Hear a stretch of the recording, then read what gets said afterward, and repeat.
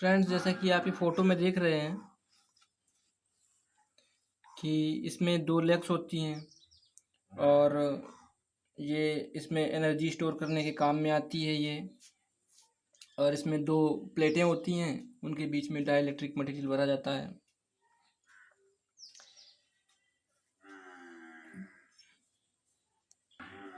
तो friends, insulation के लिए हम लोग माइका, पेपर, ग्लास इन चीज़ों का इस्तेमाल करते हैं। तो जब हम इनको बैटरी से कनेक्ट करते हैं तो इसमें जो पॉजिट्रॉन जो होते हैं, वो जो हमने प्लस वाली लेग जो होती है उसको हमने बैटरी से जोड़ा हुआ था, उसमें पॉजिट्रॉन इकट्ठे हो जाते हैं। और जिसको हमने निगेटिव टर्मिनल लेग से जोड़ा हुआ था उसमें इलेक्ट्रॉन्स इकट्ठे हो जाते हैं। तो इसमें क्या होता है, एक प्रेशर टाइप का बन जाता है जो पॉजिट्रॉन से न्यूट्रॉन्स की तरफ होता है। तो हमारी जो प्लेट हमारी पॉजिटिव चार्ज होती है, पॉजिटिवली चार्ज होती है, वो उस पर प्रेशर आता है अचानक से, तो उसमें ढेर सारे इलेक्ट्रॉन और पॉजिट्रॉन इकट्ठे हो जाते हैं। तो जब हम इसे सर्किट से कनेक्ट करते हैं तो जो लोड होता है उसको करंट मिलने लगता है, वोल्टेज। तो हमारा क्या होता है, ये डिस्चार्ज हो जाता है, सारा करंट जो होता है उस पर वेस्ट हो जाता है, डिस्चार्ज होता है। और सप्लाई जो होती है,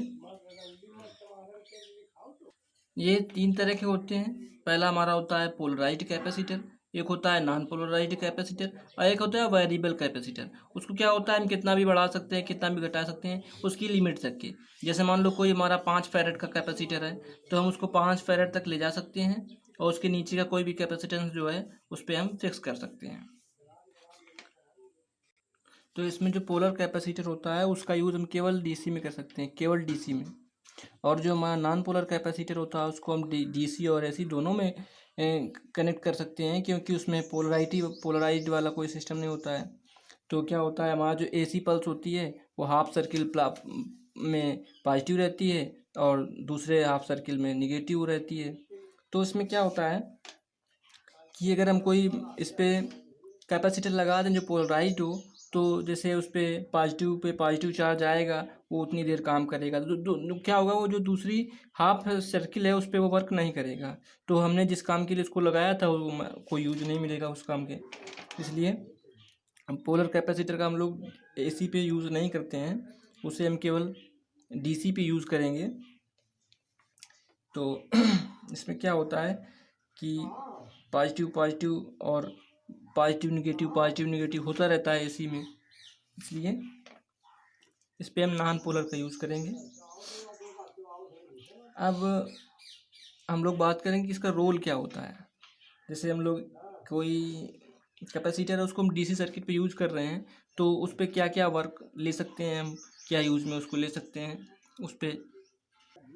तो हमारा जो रोल है डीसी सर्किट में, जैसे मान लो कोई हमने एसी सर्किट था उसमें से हमने उसको डीसी में कन्वर्ट किया है। अभी तुमने रेक्टिफायर लगाया उसमें, रेक्टिफायर लगाने के बाद में क्या होता है, वो प्योर डीसी नहीं होता है, उसमें कुछ रिपल्स होते हैं जो एसी के रह जाते हैं। तो उसको हम लोग उस पल्स को हटाने के लिए प्योर डीसी के रूप में कन्वर्ट करने के लिए फिल्टर जैसे यूज़ करते हैं, वहाँ पे हम इसका यूज़ करते हैं। पावर कंडीशन बोलते हैं इसको। और जो कैपेसिटर यूज किया गया तो उसे बोलते हैं पावर कैपेसिटर। और फिर इसको हम लोग यूज़ कर सकते हैं डीकपलिंग के लिए।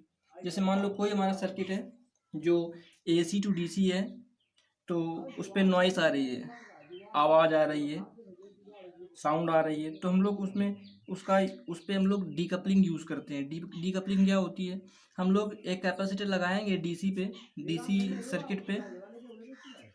आपने देखे ही होंगे बहुत सारे बोर्ड होते हैं जो एसी टू डीसी होते हैं, एसी सप्लाई भी आ रही होती है उसमें, डीसी सप्लाई भी आ रही होती है। तो हम लोग डीसी सप्लाई में से जो नॉइस उत्पन्न आ रही होती है उसको हटाने के लिए एक कैपेसिटर लगाएंगे हम लोग डीसी सर्किट पे। और जो जो उसका पॉजिटिव टर्मिनल होगा उसको पॉजिटिव टर्मिनल पर कनेक्ट कर देंगे, लेकिन जो हमारा निगेटिव टर्मिनल होगा उसको हम लोग ग्राउंडेड कर देंगे, एसी सर्किट का और डीसी सर्किट का दोनों का। तो इसको हम लोग बोलते हैं डीकपलिंग। तो इससे नॉइज़ जो है वो ख़त्म हो जाती है। अब हम लोग बात करते हैं कपलिंग कैपेसिटर की। कपलिंग कैपेसिटर क्या होता है, इसमें रिपल रिमूवल सर्किट जो होता है, लाइक आरसी रिफ्लेक्टर, तो उसमें हम लोग आरसी फिल्टर के रूप में यूज़ करते हैं इसको। तो इसमें क्या होता है, जैसे कोई सर्किट है जो डीसी टू एसी है, हम लोग डीसी को एसी पे कन्वर्ट कर रहे हैं, तो क्या होता है कई बार क्या अक्सर ऐसा होता है कि कुछ जो डीसी रिपल्स होते हैं वो एसी सर्किट में चले जाते हैं, वो प्योर डीसी नहीं, मतलब प्योर एसी नहीं बन पाता है और हमको चाहिए होता है डीसी। तो हम लोग डीसी को ब्लॉक करने के लिए कैपेसिटर्स का यूज़ करते हैं। तो उसमें हम लोग यूज़ करते हैं तो क्या होता है, जो डीसी पल्स होती है वो प्योर एसी सिग्नल्स में कन्वर्ट हो जाती है। तो यहाँ भी हम लोग इसका यूज़ करते हैं। तो यहाँ पे जो कैपेसिटर यूज करते हैं उनको बोलते हैं कपलिंग कैपेसिटर। अब हम लोग बात करेंगे कि इसका एसी सर्किट में क्या रोल होता है। हम लोग बात करते हैं रोल इन एसी सर्किट्स। इसका एसी सर्किट्स में क्या यूज है, तो ट्रांसफार्मर लेस सब पावर सप्लाई आप लोगों ने देखी होगी। तो उसमें क्या होता है, उसमें भी हम लोग कैपेसिटर का यूज करते हैं। तो इसमें क्या होता है, हम लोगों को पावर चाहिए होता है कम, तो हम लोग इस पर वोल्टेज ड्रॉप कराते हैं। और वोल्टेज ड्रॉप कराने के लिए हम लोग सीरीज में कैपेसिटर्स लगाते हैं, जिससे हमारी जो पावर थी वो भी कम खर्च होती है और हमारा वोल्टेज ड्रॉप होके हमें लो वोल्टेज में पावर मिलने लगता है। फ्रेंड्स, आप लोगों ने स्प्लिट फेस इंडक्शन मोटर का नाम सुन ही रखा होगा। तो इसमें क्या होता है, इसका यूज़ हम लोग कैपेसिटर करते हैं। कैपेसिटर का यूज़ करते हैं जैसे पंप है, फ़ैन है, एयर कंडीशनर है। इसमें क्या होता है, हमें 2 फेस की पावर सप्लाई चाहिए होती है। तो हमें सिंगल फेस मिल रहा होता है, तो उस पर हम लोग एक कैपेसिटर लगाते हैं।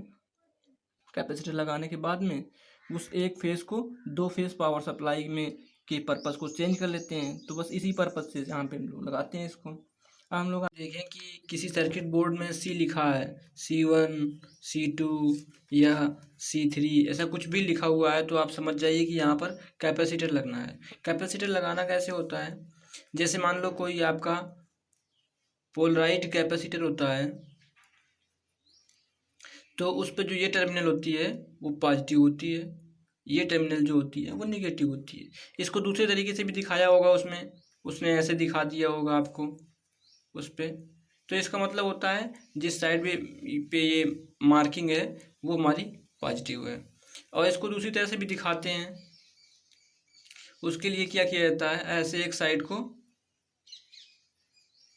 ऐसे कर दिया जाता है। तो इसमें जो ये मार्किंग की गई जो साइड होती है ये हमारी क्या होती है, निगेटिव होती है। ऐसे करके हम लोग इस पर सोल्डर कर लेते हैं। तो इसमें मेन चीज़ होती क्या है, कैसे पहचानना है कि इसकी जो कैपेसिटी है वो कैपेसिटी क्या है।